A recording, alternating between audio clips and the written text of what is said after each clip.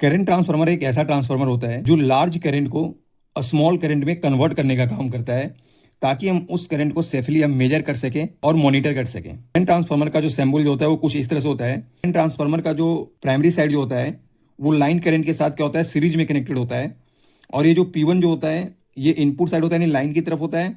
और P2 जो होता है ये लोड साइड होता है, यानी आउटपुट की तरफ होता है। और ये जो S1 और S2 जो होता है ये CT का सेकेंडरी साइड होता है। और S1 जो होता है ये सेकेंडरी का पॉजिटिव होता है और S2 जो होता है वो सेकेंडरी का निगेटिव होता है। करंट ट्रांसफार्मर के सेकेंडरी साइड को हम कभी भी ओपन नहीं छोड़ते, क्योंकि यहाँ पर हाई वोल्टेज डेवलप होता है, जिससे हमारा इक्विपमेंट क्या हो सकता है, डैमेज हो सकता है या हमें शॉक लग सकता है। एग्जाम्पल के लिए मान लो कोई एक सिटी है, उसका रेशियो अगर 100/5 है, तो इसका मतलब है कि इस सिटी का जो प्राइमरी करंट जो मैक्सिमम होगा वो 100 एम्पियर होगा, और इस सिटी के थ्रू जो हमें जो सेकेंडरी करंट जो मिलेगा वो मैक्सिमम 5 एम्पियर मिलेगा। अगर हम करंट ट्रांसफार्मर की अगर यूज की बात करते हैं तो इसका उपयोग हम एनर्जी मीटर में करते हैं, करंट मेजरमेंट के लिए भी हम करते हैं, ओवर करंट प्रोटेक्शन में भी हम इसका उपयोग करते हैं, सोलर या यूपीएस या इन्वर्टर सिस्टम में भी हम इसका यूज करते हैं।